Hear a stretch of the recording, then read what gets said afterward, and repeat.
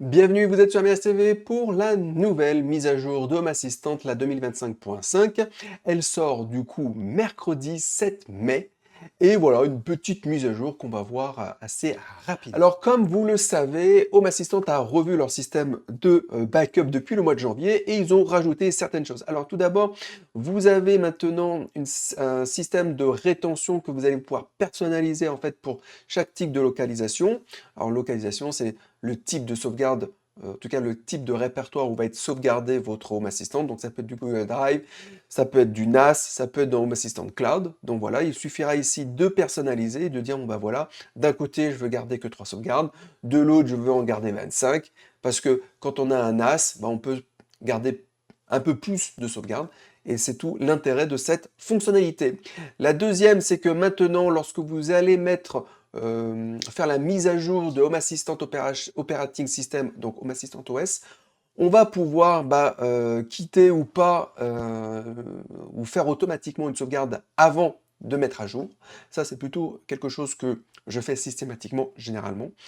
Ensuite, il va être possible de faire cette chose, mais de façon généraliste.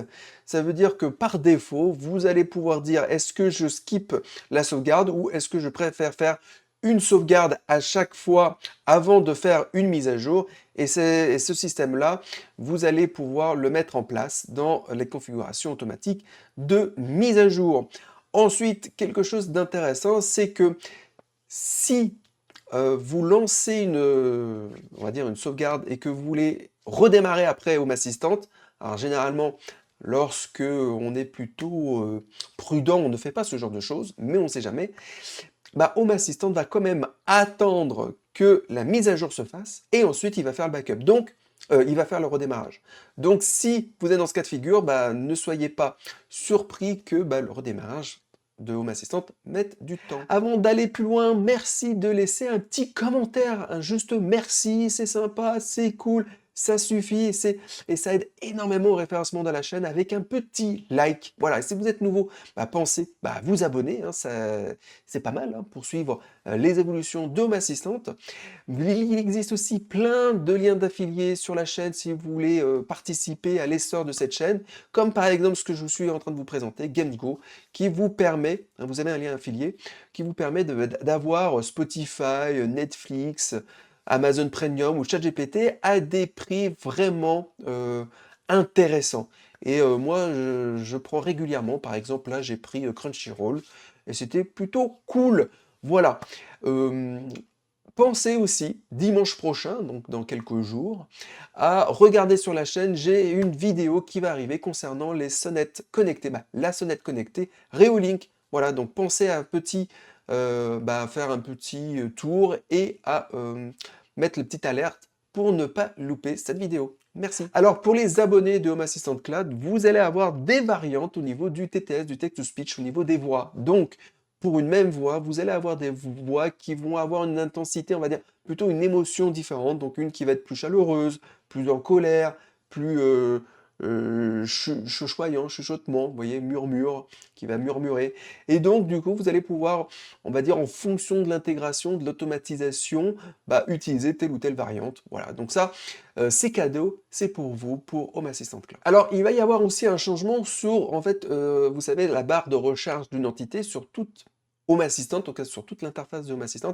À chaque fois que vous allez avoir la possibilité de rechercher une entité, vous allez voir qu'il y a une petite modification. Alors moi, là ici, je vous montre dans l'automatisation, mais c'est pareil dans le dashboard. Lorsque vous allez devoir sélectionner une entité, regardez, ça change un petit peu. Maintenant, on va avoir le nom de l'appareil qui est lié à l'entité, ou le nom de l'entité si c'est pas lié à un appareil, mais ici, comme on peut le constater, j'ai le garage qui est la zone et ensuite l'appareil qui est associé à l'entité. Donc là, je sais assez facilement que la température que je veux utiliser, c'est bien l'entité de l'appareil ESP Solax. Alors, ils ont fait ce changement pour éviter qu'on nomme les appareils, si vous voulez, les entités avec le nom de l'appareil plus la zone. L'idée, c'est d'avoir une simplicité dans le nommage des entités, des appareils, afin d'éviter de faire de la redondance. Alors, par contre, si vous n'aimez pas ce nouveau système, il est possible, en fait, d'afficher directement l'ID du coup, et là je vous montre, vous allez aller dans les profils, aller dans les profils, et maintenant vous allez avoir ce petit menu qu'il suffira de cocher, donc afficher l'identifiant dans le sélecteur. Donc tous les sélecteurs d'entités va être dans ce système-là.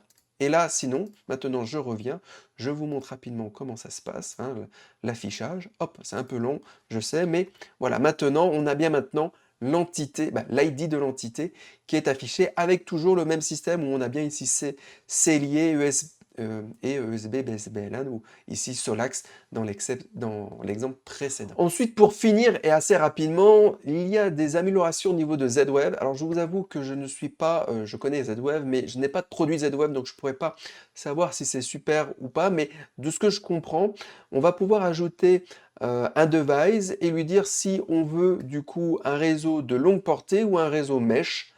Et de ce fait, ça peut être pas mal intéressant si on veut privilégier plutôt la distance, avoir une longue portée, que plutôt le réseau mesh. Bon, après, je vous avoue que je ne sais pas comment ça va se configurer, s'il faut une antenne spécifique ou pas pour faire ce genre de choses, mais je pense que les connaisseurs de Z-Wave sont bien meilleurs que moi, ou je laisse les autres youtubeurs en parler, mais c'est vrai que j'ai pas assez suivi Z-Wave pour me faire une idée de cette amélioration.